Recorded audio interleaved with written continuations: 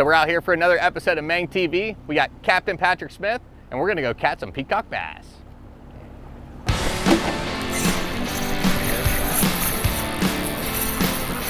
Nice. That's a good one. Oh yeah. All right, Patrick's tight. Woo! Pretty one. Oh, this got a little spunk in him. All right. Woo! That might be the biggie for the day. There we go.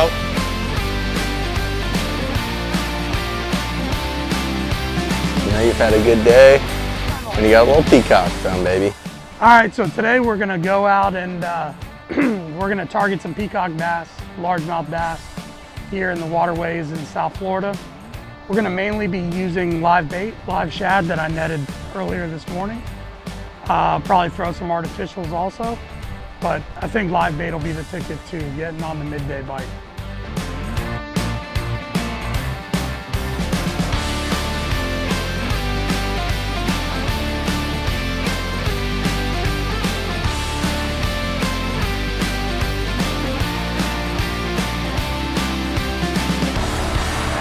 All right, ride tip down. Woo! Little head shaker. Woo-hoo! Yeah, buddy. Yeah, first peacock of the day. That's good. Nice little guy. Healthy little fish.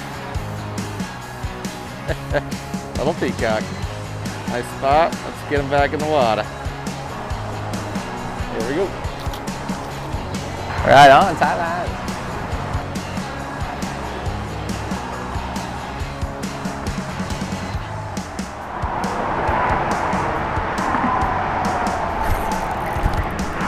Got him on. Little peaky. Woo-hoo. There he is. Gonna put him back in the water now. Just casting under the bridges here.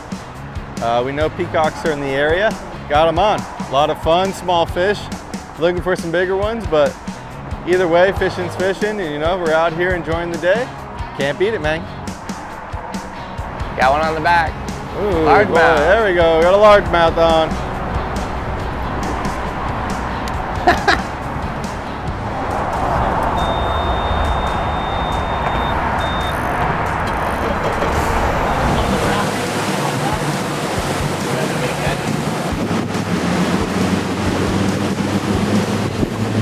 This thing was running a couple days ago. They turned it on, the pump station. Yeah.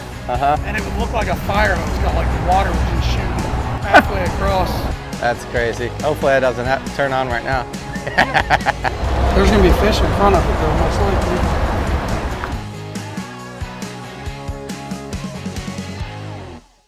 Oh.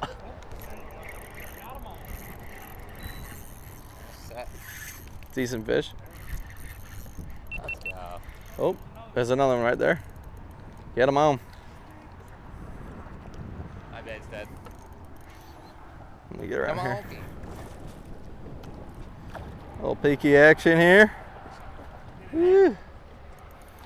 Yeah, we can probably land them. It's kind of fun trying to get it all on your own, right?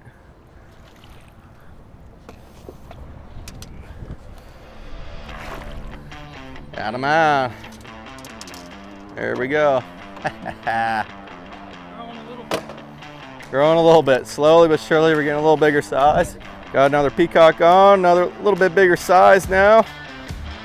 Beautiful fish. Love these fish that come flying out, hit hard. Good color. Let's get them back in the water. All right.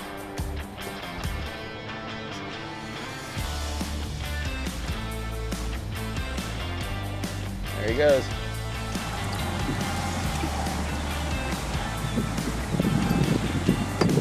Oh, see a couple peacocks on this wall here, just like how we catch snook off the seawalls. These peacocks are running the walls here. I'm trying to get them activated, hit some of our baits. Oh, he was on it. Yeah, I had a dead bait right in front of him just a second ago and he wouldn't eat it. He's being picky.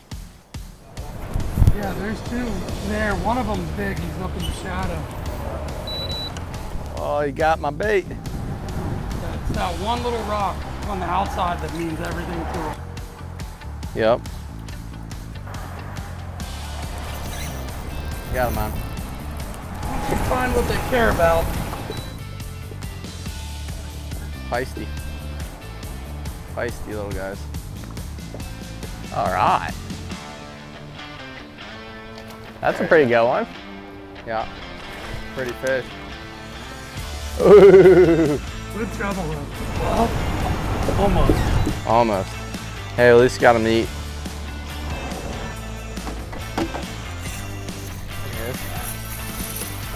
Woo. Let's get him on. Ooh. Yeah. All right, we're in the boat. Look at that, he engulfed it. Oop. Oh, he's Hooked up, baby. Doubled up.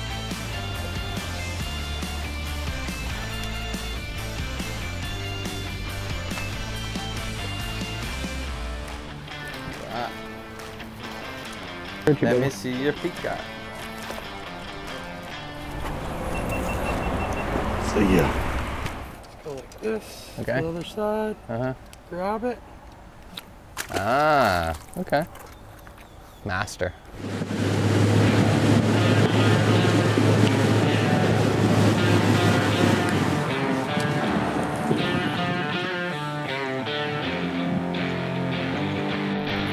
Ooh, got a good one there.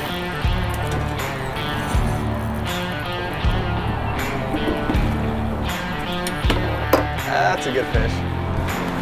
That's what we're looking for. Woo! Got him on, they're back. Oh, that beauty. Oh, yeah, beauty.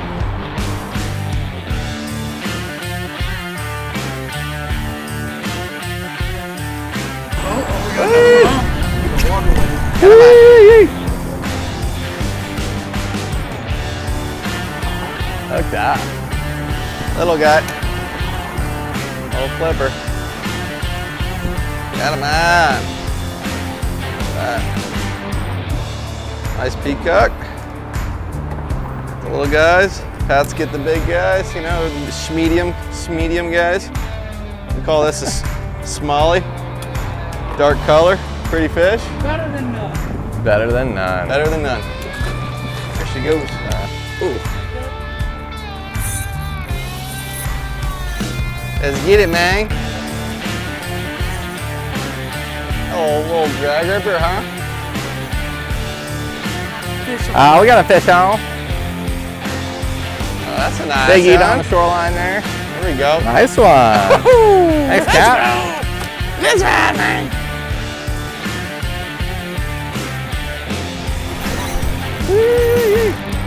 Woo, doubled up, Mangs. Yeah, now he knows he's hooked.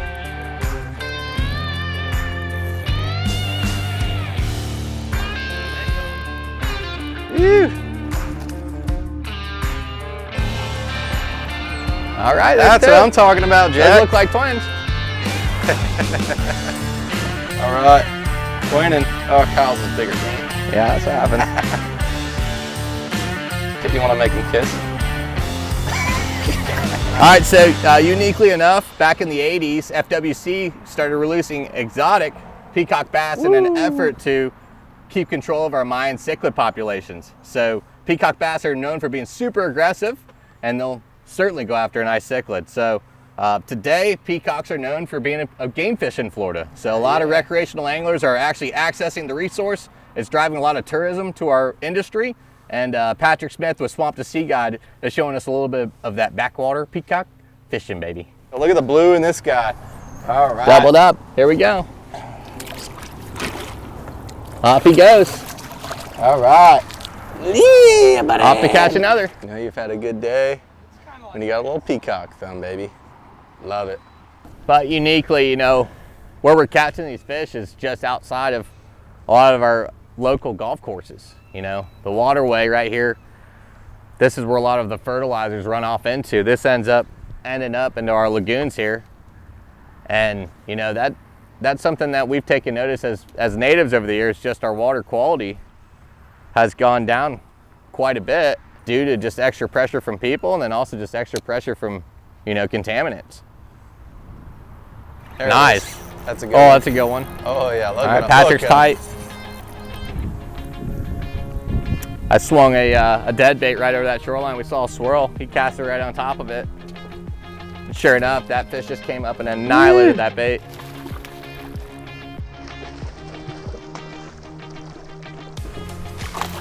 Woo! That might be the Get him, biggie for the Pat. day. That's a big one. Might be the biggie for the day. All right, look at that fish. Look at the hump on that guy. Just awesome fish. They all have this false eye. The males during spawning time get this hump. I don't really know what it is, but we've busted them open before. They bleed. You know, if it hits on something, we don't bust them on purpose, but they'll pop open, bleed a little bit, but they seem to go up and down with the weather. A lot of them, this one's real clean, but a lot of them you'll find a ton of parasites in their mouth. I don't know what they are, but some will even eat the roof of the mouth out of them. Wow. We'll look on the next ones. Just a strong fighting, real cool fish. So that dot on the tail there is a false eye. Everything from the Amazon seems to have it. The cichlids and everything we see, arowanas, they all have it.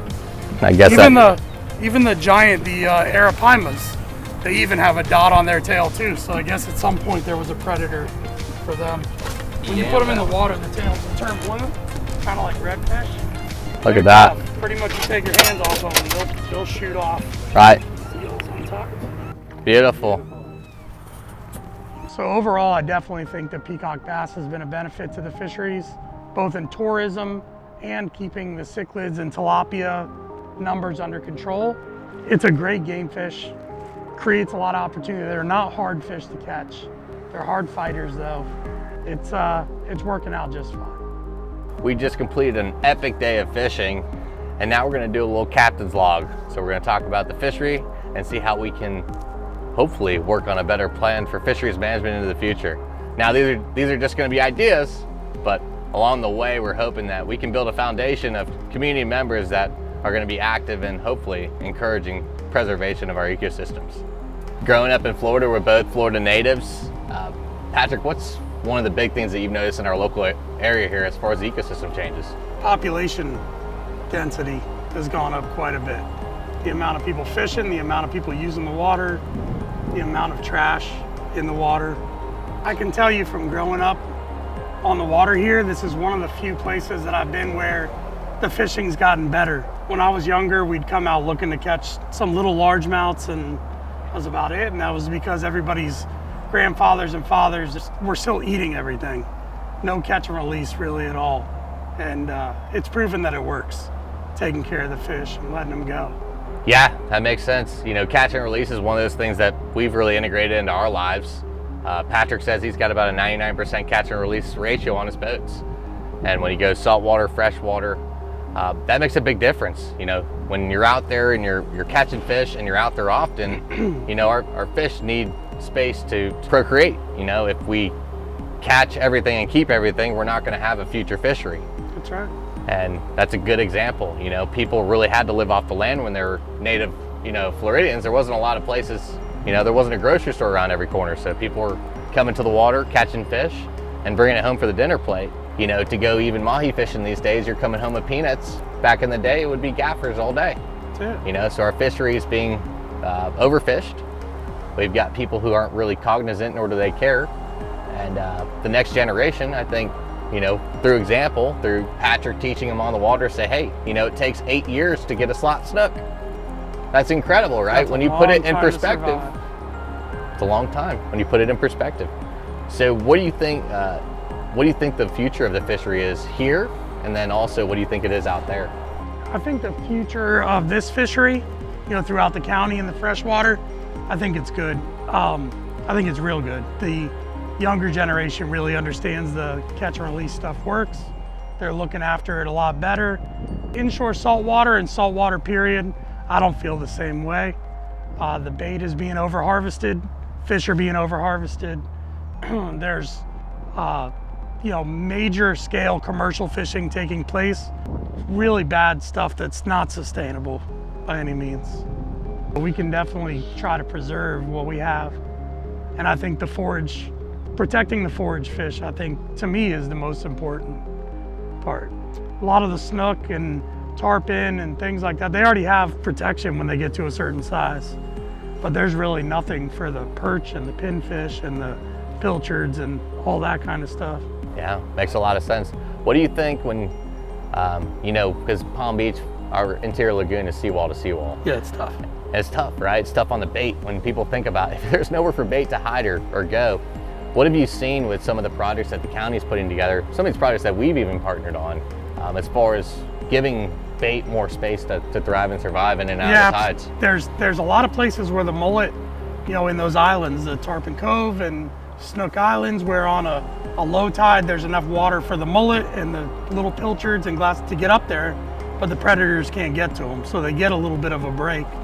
And you can see that it's drawn a lot of fish to the edges too. So it's gonna give them a chance, and once the mangroves grow, it'll do what it's supposed to do, create a nursery. But we've already seen definite changes. We're recognizing that our fishery's changed. The old timers know it better than we do. But, this generation really needs to build in that conservation mindset. Well, thanks, Patrick. Really appreciate you taking us out. Guys, if you'd like to do a little bit of this adventure here in Palm Beach County, check out Swamp to Sea Guide service. You can do gator hunting, peacock bass fishing, or get out in the saltwater. He does it all. If you guys like our content today, please like and subscribe. Thanks for watching another episode of MANG TV.